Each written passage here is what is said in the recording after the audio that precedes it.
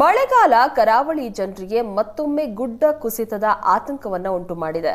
ಕಳೆದ ಮಳೆಗಾಲದ ಅಧ್ವಾನಗಳಿಂದ ಕರಾವಳಿ ಜಿಲ್ಲೆಗಳು ಇನ್ನೂ ಪಾಠ ಕಲಿತಿಲ್ಲ.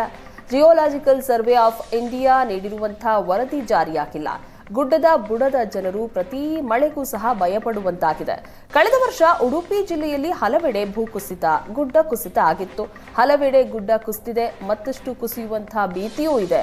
ಕಳೆದ ಮಳೆಗಾಲದಲ್ಲಿ ಬೈಂದೂರು ತಾಲೂಕಿನ ಕೊಲ್ಲೂರು, ಶಿರೂರು, ಸೋಮೇಶ್ವರ, ಹಾಲಾಡಿ, ಹೆಬ್ರಿ ತಾಲೂಕಿನ ಕನ್ಯಾನ ರಸ್ತೆ, ಕಾರ್ಕಳ ತಾಲೂಕಿನ ಮಾಳ ಭಾಗದ ಮನೆಯ ಬಳಿ ಗುಡ್ಡ ಕುಸಿತ ಆಗಿತ್ತು. ವರ್ಷ ಆದರೂ ಸಹ ಜಿಲ್ಲಾಡಳಿತ ಇಂತಹ ಹಾನಿ ತಡೆಯುವಂತ ಗಂಭೀರ ಕ್ರಮವನ್ನ ಕೈಗೊಂಡಿಲ್ಲ. ಈ ಕುರಿತು ನಮ್ಮ ಉಡುಪಿಯ ಪ್ರತಿನಿಧಿ ನಡೆಸಿರುವಂತಹ ವಾಕ್ಥ್ರೂ ಇಲ್ಲಿದೆ ನೋಡಿ. ಕರಾವಳಿಯಲ್ಲಿ ಮಳೆಗಾಲ ಅಂದರೆ ಭೂಕುಸಿತದ ಆತಂಕ ಕಟ್ಟಿಟ್ಟ ಬುತ್ತಿ. ಈ ಬಾರಿ ದಕ್ಷಿಣ ಕನ್ನಡ ಜಿಲ್ಲೆಯಲ್ಲಿ ಏನೆಲ್ಲ ಆಯಿತು ಅನ್ನೋದನ್ನು ನಾವು ನೋಡಿದ್ದೇವೆ. ಒಂದು ಮನೆಯ ಮೇಲೆ ಗುಡ್ಡ ಕುಸಿದು ಜೀವಹಾನಿ ಯಾವ ರೀತಿ ಆಯಿತು ಅನ್ನೋದು ನಮಗೆ ಗೊತ್ತಿದೆ. ಆದರೆ ಇಂತಹ ಘಟನೆಗಳಿಂದ ನಾವು ಪಾಠ ಕಲಿಯೋದಿಲ್ಲ ಅಂತ. ಅಂದರೆ ಕರಾವಳಿಯಲ್ಲಿ ಈ ಬಾರಿ ಪೂರ್ವ ಮುಂಗಾರು ಮಳೆಯೇ ಅತಿಯಾಗಿ ಬಂತು. ಅಂದರೆ 900 ಮಿಲಿಮೀಟರ್ಗೂ ಅಧಿಕ ಮಳೆ ಆಗಿತ್ತು. ಆಮೇಲೆ ಒಂದು 10 ದಿನದ ಗ್ಯಾಪ್ ಕೊಟ್ಟಿದೆ. ಸ್ವಲ್ಪ ಎಚ್ಚೆತ್ತುಕೊಳ್ಳಿ ಅನ್ನುವಂಥ ಸೂಚನೆಯನ್ನು ಪ್ರಕೃತಿ ನಮಗೆ ಕೊಟ್ಟಿದೆ. ಆದರೆ ನಾವು ಎಚ್ಚೆತ್ತುಕೊಳ್ಳಿಲ್ಲ ಅನ್ನುವಂಥದ್ದು ಎಲ್ಲೋ ಒಂದು ದುರಂತವಾಗಿ ಕಾಡ್ತಾ ಇದೆ. ಈ ರೀತಿ ಜರಿದ ಗುಡ್ಡದ ಅನೇಕ ಪ್ರದೇಶಗಳನ್ನು ನಾವು ಉಡುಪಿ ಜಿಲ್ಲೆಯ ಅನೇಕ ಕಡೆಗಳಲ್ಲಿ ನೋಡಬಹುದು. ಕಳೆದ ಮಳೆಗಾಲದಲ್ಲಿ ಅನೇಕ ಕಡೆಗಳಲ್ಲಿ ಗುಡ್ಡ ಕುಸಿತ ಆಗಿತ್ತು. ಸೊ ಆ ಗುಡ್ಡ ಕುಸಿತದ ಹಿನ್ನೆಲೆಯಲ್ಲಿ ಸರ್ಕಾರ ಒಂದು ಕ್ರಮ ತೆಗೆದುಕೊಳ್ಳುತ್ತೆ. ಏನಂತಂದರೆ ಜಿಯೋಲಾಜಿಕಲ್ ಸರ್ವೆ ಆಫ್ ಇಂಡಿಯಾ ಮೂಲಕ ಇದನ್ನು ಸರ್ವೆ ಮಾಡಬೇಕು ಅನ್ನೋ ಒಂದು ಕೆಲಸಕ್ಕೆ ಮುಂದಾಗುತ್ತೆ. ಸೊ ಅವರು ಬಂದಿದ್ದಾರೆ, ಸರ್ವೆ ಮಾಡಿದ್ದಾರೆ ಬೇರೆ ಬೇರೆ ಜಾಗಗಳಲ್ಲಿ.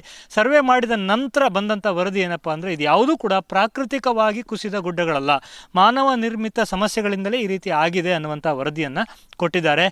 ಈ ವರದಿ ಸದ್ಯ ಕಡತಗಳಲ್ಲೇ ಉಳಿದಿದೆ ಅನ್ನುವಂಥದ್ದು ದುರಂತವೇ ಸರಿ. ಅನೇಕ ಜಾಗಗಳಿವೆ ಉಡುಪಿಯಲ್ಲಿ. ಪಶ್ಚಿಮ ಘಟ್ಟದ ತಪ್ಪಲು ಪ್ರದೇಶದಲ್ಲಿ ಆತಂಕ ಅನ್ನುವಂಥದ್ದು ಬಹಳ ಹೆಚ್ಚು, ಗುಡ್ಡ ಕುಸಿತದ ಭೀತಿ ಅನ್ನುವಂಥದ್ದು ಬಹಳ ಹೆಚ್ಚು.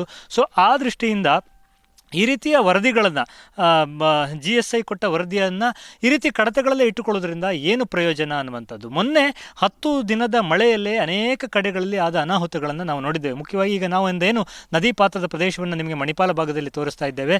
ಸ್ವರ್ಣ ನದಿಯ ಪಕ್ಕದಲ್ಲೇ ಇರುವಂಥ ಒಂದು ಗುಡ್ಡ ಪ್ರದೇಶ. ಇಲ್ಲಿ ಮಾನವ ನಿರ್ಮಿತವಾಗಿ ಅನೇಕ ಕಾಮಗಾರಿಗಳನ್ನು ಮಾಡಲಾಗಿದೆ. ಈ ಕಾಮಗಾರಿಯಿಂದ ಆಗಿರುವಂಥ ಅನಾಹುತಗಳನ್ನು ನಾವು ನೋಡ್ಬೋದು. ರಸ್ತೆಯಲ್ಲೇ ನೀರು ಹರಿದು ಹೋದ ಕುರುಹುಗಳು ಈಗಲೂ ಕೂಡ ಇಲ್ಲಿ ಇದೆ. ಪಕ್ಕದಲ್ಲೇ ನದಿ ಹರಿಯುತ್ತೆ. ಈ ರೀತಿಯ ಗುಡ್ಡ ಜರಿತದ ಆತಂಕ ಇರುವ ಸ್ಥಳಗಳಲ್ಲಿ ಸಾಕಷ್ಟು ಮುನ್ನೆಚ್ಚರಿಕೆಗಳನ್ನು ತೆಗೆದುಕೊಳ್ಳಬೇಕಾದಂಥ ಅಗತ್ಯ ಇದೆ.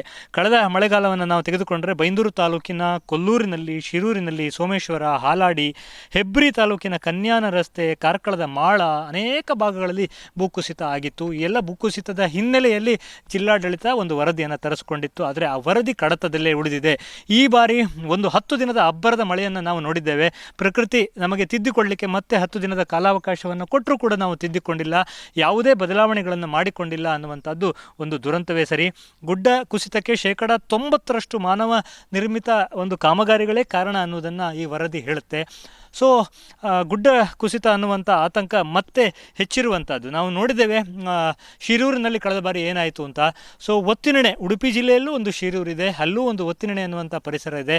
ಅಲ್ಲೂ ಕೂಡ ಕಳೆದ ಬಾರಿ ಸಮುದ್ರದ ತಟದಲ್ಲಿ ಗುಡ್ಡ ಜರಿತ ಆಗಿದ್ದನ್ನು ನಾವು ಗಮನಿಸಿದ್ದೇವೆ. ಈ ಎಲ್ಲ ವಿಚಾರಗಳನ್ನು ಇಟ್ಟುಕೊಂಡ್ರೆ ಜಿಲ್ಲಾಡಳಿತ ಎಚ್ಚೆತ್ತುಕೊಳ್ಳಬೇಕಾದ ಅಗತ್ಯ ಇದೆ ಅನ್ನುವಂಥದ್ದು ಬಹಳ ಮುಖ್ಯವಾದ ಸಂದೇಶ ಇದೆ. ಇದರಲ್ಲಿ ವೈಜ್ಞಾನಿಕ ವರದಿಗಳು ಕೂಡ ಇದೆ. ಆ ರೀತಿಯ ಕ್ರಮಗಳನ್ನು ತೆಗೆದುಕೊಳ್ಳಬೇಕು ಅನ್ನುವಂಥ ವರದಿಗಳು ಕೂಡ ಇದೆ. ಈಗ ಮತ್ತೆ ಮುಂಗಾರಿನ ಎಚ್ಚರಿಕೆ ಇದೆ. ಇನ್ನೊಂದು ಈ ವಾರಾಂತ್ಯದಲ್ಲಿ ಮತ್ತೆ ಮಳೆ ಶುರುವಾಗುತ್ತೆ ಅನ್ನುವಂಥ ಎಚ್ಚರಿಕೆಯನ್ನು ಕೂಡ ಹವಾಮಾನ ಇಲಾಖೆ ಕೊಟ್ಟಿದೆ. ಭಾರಿ ದೊಡ್ಡ ಮಳೆಗಳು ಬಂದಾಗ ಪಶ್ಚಿಮ ಘಟ್ಟದ ತಪ್ಪಲು ಪ್ರದೇಶದಲ್ಲಿ ಅಪಾಯ ಅನ್ನುವಂಥದ್ದು ಕಟ್ಟಿಟ್ಟ ಬುತ್ತಿ. ಆದ್ದರಿಂದ ಜಿಲ್ಲಾಡಳಿತ ಗುಡ್ಡ ಜರಿತ ತಡೆಗೆ ಮತ್ತು ಈ ರೀತಿಯ ಅವೈಜ್ಞಾನಿಕ ಕಾಮಗಾರಿಗಳಿಗೆ ತಡೆ ಒಡ್ಡಬೇಕಾದಂಥ ಅವಶ್ಯಕತೆ ಇದೆ. ಉಡುಪಿಯಿಂದ ಕ್ಯಾಮರಾಮನ್ ಹರೀಶ್ ಜೊತೆಗೆ ಶಶಿಧರ ಮಾಸ್ತಿಬೈಲು, ಏಷ್ಯಾನೆಟ್ ಸುವರ್ಣ ನ್ಯೂಸ್.